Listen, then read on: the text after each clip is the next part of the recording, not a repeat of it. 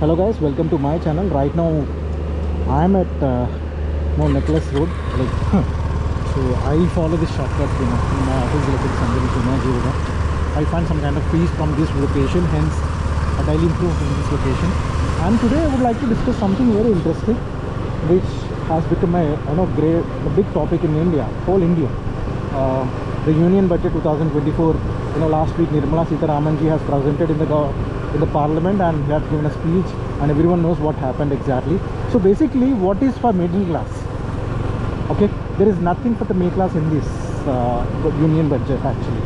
So why I'm emphasizing on this, I'll tell you.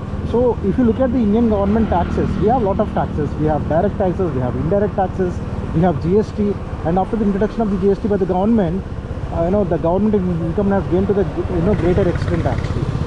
So every day in any form we pay the taxes. Apart from this, there are other different types of taxes which government will lay on us. So let's discuss about this. So the government has clearly mentioned that they have increased they spoke about the capital gains actually. Okay, they have decided long-term capital gains and short-term capital gains. So what is exactly long-term capital gain? Okay, what is short-term capital gain? We will discuss on this. For example, what is capital gain?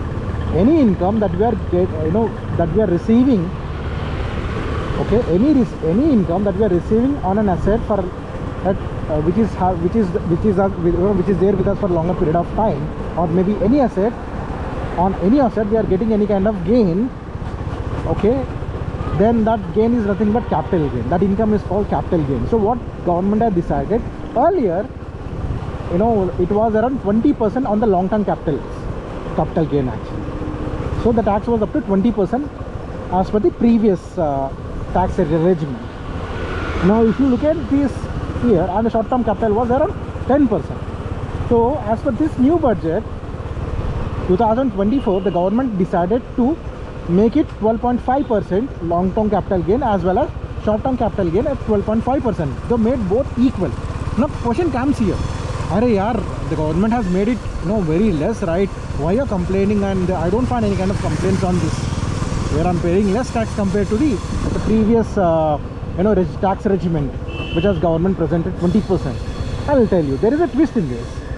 So many people are some might be having an understanding, but still I'll try to ignite few minds here. So what happens here when a capital gain, when you get any, okay, I'll take you an example, okay? So let's assume that you have bought a property around 60 lakhs. You bought a property in 2004 for 60 lakhs. Sorry, in 2004 you bought a property for 20 lakhs. Now on the same, so as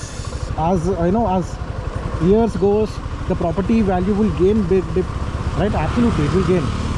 So what happened right now in this scenario, I bought a property which was in 2004. I purchased at 20 lakhs. Now the same property value is around 60 lakhs.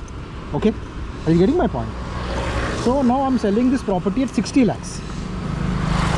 So what happens if you apply the 20 lakhs, the 20% cap on long-term capital gain? So the government used to follow a method called capital index actually.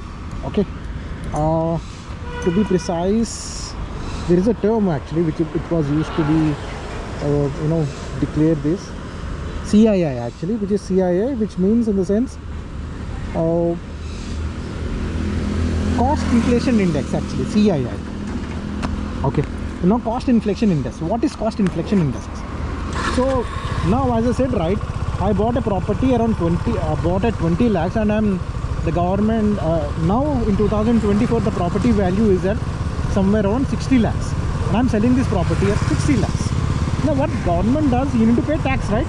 Let's assume that I'm assuming that this property was having the 20% long-term capital gain, okay, 20% tax. Okay, considering this, the government will use this method, CII method. Based upon this, they will do the calculation. Even though this is a scientific method which is followed by all CAs, chartered accountants, as well as the government, to value any property. Now as per this okay, as per this index, okay, CII index, okay, the property, the government would decide. I bought at 20 and selling at 60, which means I'm making around profit of 5 lakhs as per the index, CII index. Now, so out of my 5 lakhs income, the government would charge me on this income the capital gain, which would be around 20%. On this 20%, for example, 5 lakhs into 20 divided by 100, somewhere around I need to pay 1 lakh to the government at 20% rate on long term capital, okay, because of the method that we used to follow earlier, okay, which I am talking about the CII, okay, cost index, capital cost index I'm talking about. Okay, now the same method has been removed recently by the government, okay, when they presented it in the union budget. Now what they do, if I buy a property, for example, let's take the same example. Now the government has made the capital long term capital gain as 12.5%. Okay, now what I will do, okay, let's calculate again using a new method what we are following right now. The new method is in 2024. I buy a property in 2004 which was around 20 lakhs. Now I'm selling this property around 60 lakhs. Okay, so as per the previous tax regime, we used to follow this index method with using the CII formula, right? But we are not following that because the government has completely removed the index.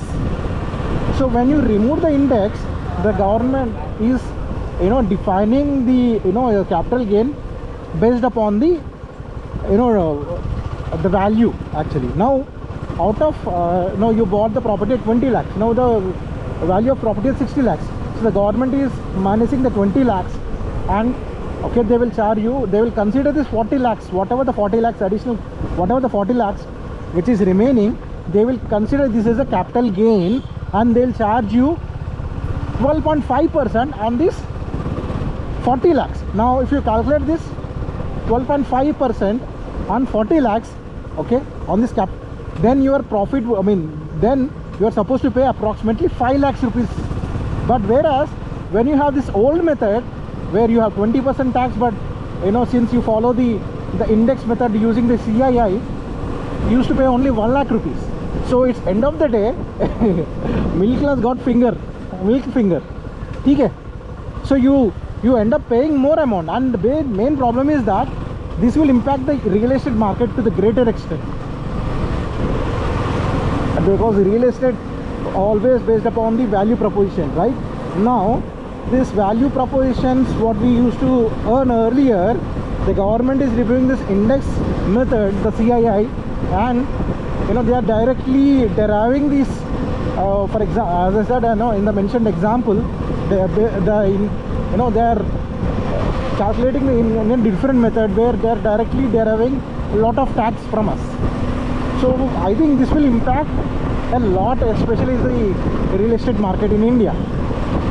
I think the government need to rethink about this. Maybe already the oppositions or many people across India have raised a voice on this, but still, like, it is something very important for us to know.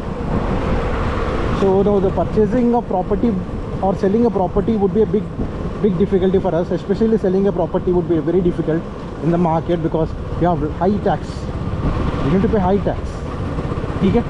Anyway, I'm gonna share more informative videos, and especially on economics and many things. Okay? Thank you. Jai Hind.